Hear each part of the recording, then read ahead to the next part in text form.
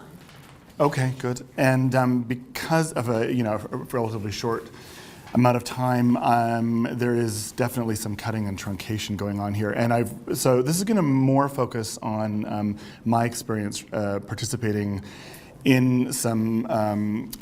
refugee determination cases as where I've been asked to write an expert statement or expert opinion.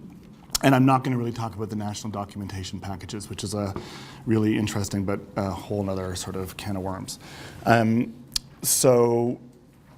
also apologies in advance because I know there's a number of legal scholars here, and I'm going to be making some generalizations about the Canadian and the American refugee determination systems, and that could get me into trouble. So apologies in advance about that. So yeah, here we go. Over the past few years, I've been asked a few times to submit an affidavit or expert witness statement on behalf of sexual orientation or gender identity refugee claimants in Canada or the USA.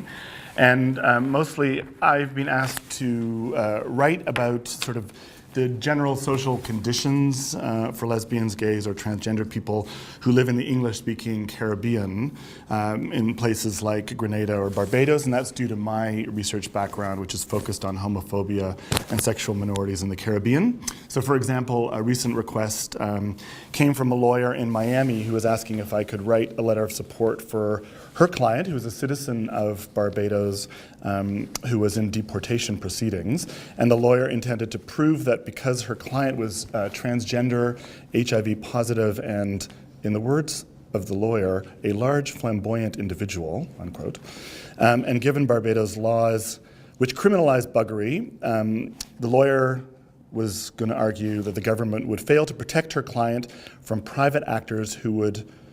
more likely than not feel emboldened and immunized from retribution to torture and or do worse to her client.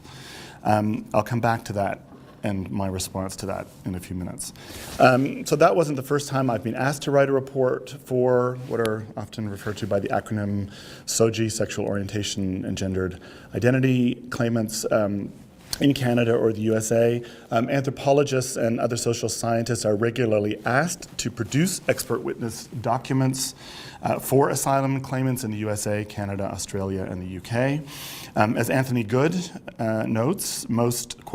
anthropologists are likely to feel somewhat squeamish about having their evidence labeled as expert witnesses because many of the most important things they have to say arise out of the hermeneutic interpretation of intersubjective understandings communicated to them by individual informants, unquote. So in other words, anthropologists are more comfortable reflexively engaging with context-dependent nuances, complexities, and shifting terrains of sociocultural knowledges, identities, and experiences. However, American asylum courts and Canadian refugee hearings operate with different assumptions about and processes for determining knowledge or the facts and truths about identity and experience, resulting in what could be viewed as an intercultural, intertextual gap or problem of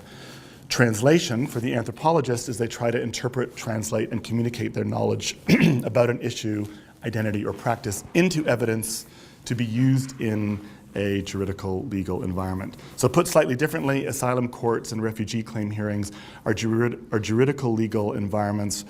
where conceptual frameworks and processes for determining facts and truths play out in very different ways from anthropological knowledge production and discourses, resulting in what Elizabeth Pavanelli calls a problem of incommensurability for the anthropologist, as well as the refugee claimant, although those are different registers. So words and worlds that do not speak to each other, but are forced to do so, and in the process lose something in translation. So, in addition to considering problems of incommensurability when speaking about social attitudes pertaining to sexual orientation and gender identities and practices, in this presentation I hope to reflect a bit also on the cumulative effect of documentation and expert statements about sexual and gender practices and identities in other societies as they accrue in the paper and electronic folders of Canadian and American court systems and government immigration and refugee departments. I ask, what are the effects of these archives of other nation states' sexual and gender rights, practices, moralities and politics on various participants in the refugee system? How do they shape or reshape ideas about citizenship, national belonging, and identity? Do these international archives produce representations of national sexual cultures, identities, and customs that reinscribe, undermine, or transform older colonial tropes and their deeply entrenched racialized, gendered, and classed hierarchies? If so, then how can they be challenged, resisted, or transformed? So I'm going to suggest that expert witness statements like the ones that I've written, and state bureaucratic archives of sexuality contribute to the formation of what William Peitz calls the cultural fetish, a term which includes all trade in and around cultural difference.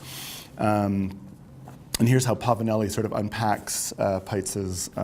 idea of the cultural fetish. Quote, "The cultural fetish is the mark of the foreclosure that occurs in the process of radical translation. Fetish is not of any one of the two cultures coming into contact. It is a concept thing, an idea and a material thing at the same time, that arises in the gap that comes about at the moment of contact between two cultures or languages. It becomes imbued with power to carry meaning across borders." So the power, unquote, that's Pavanelli's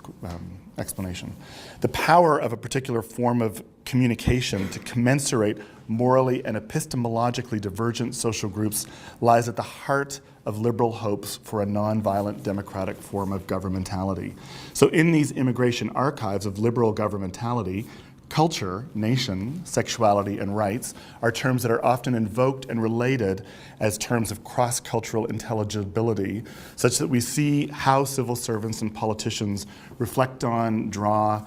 or manipulate popular notions of national versus alien culture through iterations premised upon a liberated out homosexual or transgendered identity protected by a nation's laws, which acknowledge their rights and status as equal citizens, versus an oppressed, closeted homosexual or transgendered identity that is criminalized by the laws of a foreign nation state. So this supports Vertovik's observation that in general, issues surrounding migration stimulate, manifest, and reproduce cultural politics, but I argue more specifically that it's within expert statements and immigration archives that we can locate the conceptual triad of sexual and gendered identity, border, order that undergirds the social imaginaries of the nation and its other. Dean Fergie, an anthropologist whose research with the Ngarrindjeri Aboriginal women of Hindmarsh Island, South Australia, her research became a crucial site of contention in court battles between the Ngarrindjeri and a developer who wanted to build a bridge to their island. Dean Fergie observes that, quote, "the power of the law is central in its capacity to colonize anthropology or any other discipline or professional practice," unquote, reminding us that anthropologists, like other expert opinion providers, are not always in a position of equal power when providing testimony in a court, and that legal juridical systems operate with their own particular languages, discourses, logics, and processes which supersede other logics and discourses in that moment. However, as Anthony Good notes, asylum courts also operate with presupposed unspoken assumptions of common sense, that is, a set of beliefs and relations between the speakers that speakers assume are known and shared by all competent members of the culture. But asylum narratives challenge assumptions of common sense shared by all members in the adjudication process due to multiple cultural, political, or power differences between tellers and listeners. Hence the increased reliance on expert witness statements, which are assumed to help the claimant and their legal representative structure their accounts according to the common sense expectations of the judge. So the problem for anthropologists is that for the most part we tend to be extremely sensitive and critical to common sense assumptions about communication, facts, and truths. Whereas anthropological discourses emphasize the fluidity, temporality, contextuality, or situatedness of knowledge production and truth claims, legal discourses tend to emphasize knowledge production based on certain forms of admissible evidence, consisting of provable, essential, or evidential facts which fulfill the legal burden of proof. While the anthropologist might argue that facts are relative in that they are produced in particular sociocultural, political, and historical contexts, or embedded in subjectively produced knowledges. This does not translate easily into the legal juridical domain, where such reflexive critique is antithetical to its sense-making process. In other words, there are profoundly different agendas at work in these professional fields, resulting in substantial challenges of strategic translation and interpretation for all those who are involved in a refugee claim. So, what is the way forward for the anthropologist who is asked to write a statement about country conditions for a Barbadian HIV-positive transgender asylum claimant that will be then submitted to an immigration court or refugee hearing? Can this report be written ethically without furthering the symbolic violence through which national others and their gendered and sexual lives are produced in ways that reinscribe colonial racialized tropes that are often found in national documentation packages and other evidentiary submissions? Anthony Good actually has quite little sympathy for this ethical quandary. He says, when experts complain about the ways in which their evidence is treated by courts, they lose sight of their own complicity in such distortions. By agreeing to work within legal conventions and restrictions, they themselves contribute to the de-reflexification of their expert knowledge, which inevitably results. For him, the moral imperative trumps any other concerns. Quote, they have chosen to view involvement as the lesser evil and have decided that the troubling of their own professional consciences is a price worth paying if victims of persecution are thereby occasionally saved from the bleakness of refoulement, unquote. So I responded to this, to the American lawyer's request for her client by stating that based on my knowledge of Barbados criminal laws and HIV/AIDS policies and social attitudes towards transgender persons, I would find it very problematic to support a claim that the client would face the equivalent of torture were she to return to Barbados, but that I could write a statement about homophobia, social conditions, and HIV stigma there, which she agreed to. But after receiving my report, the lawyer asked me to strengthen the language around issues of stigma and discrimination faced by HIV or transgender individuals in Barbados to bring it more in line with Convention Against Torture, the CAT definitions, which I found troubling and refused to do. But in the end, a final draft of my letter was accepted and submitted to the court. I still haven't heard the outcome of that submission or that client's court appeal.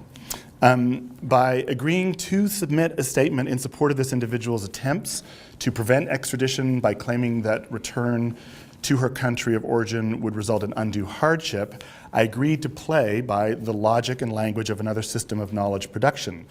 While I tried to write a report that began to address some of the intersectional dynamics of discrimination for sexual and gender minorities, including factors like socioeconomic status, HIV status, religious affiliation, education, employment, transnational life experiences, my report did not address larger structural forms of gender and sexual violence produced through Barbados' participation in transnational neoliberal economic restructuring policies, which result in greater economic precarity for many Barbadian citizens, which in turn result in some accusing minorities, sexual, immigrant, or other, of being the source of economic upheaval or social and moral decay. Nor does my report speak about the tourist economy, which reinscribes racialized heteronormative tropes of servile, sensuous natives to be consumed by white middle-class European and American visitors, nor do I speak of ongoing discrimination faced by racialized and sexual minorities within the US or Canada, nor of the structural violence of our government's immigration apparatus, increasingly suspicious of and hostile towards particular categories of unwanted outsiders, often defined in terms explicitly or implicitly of ethno-national or racialized identities. So in the end, a compromised, in my view, report is written and submitted, which I hope will assist this individual defendant in her attempt to remain in a nation state which seeks to remove her, but which I am equally aware will likely end up being just one more piece of evidence which accrues in the legal and bureaucratic archives of the government, and which alongside other country reports and expert statements contributes towards a reified, essentialized portrait of sexual and gender diversity in the Caribbean region, premised upon a fetishized conflagration of nation, culture, sexuality, and rights. My moral counterweight to the report is a presentation like this, which draws attention to the larger inequities of the refugee and immigration apparatus of nations like Canada and the US, which systematically exclude vulnerable gendered, sexual, ethno-racial, or class groups of people from crossing or staying within national borders. But I continue to wonder about which of these documents carries more clout in terms of political and social effects. Stop there.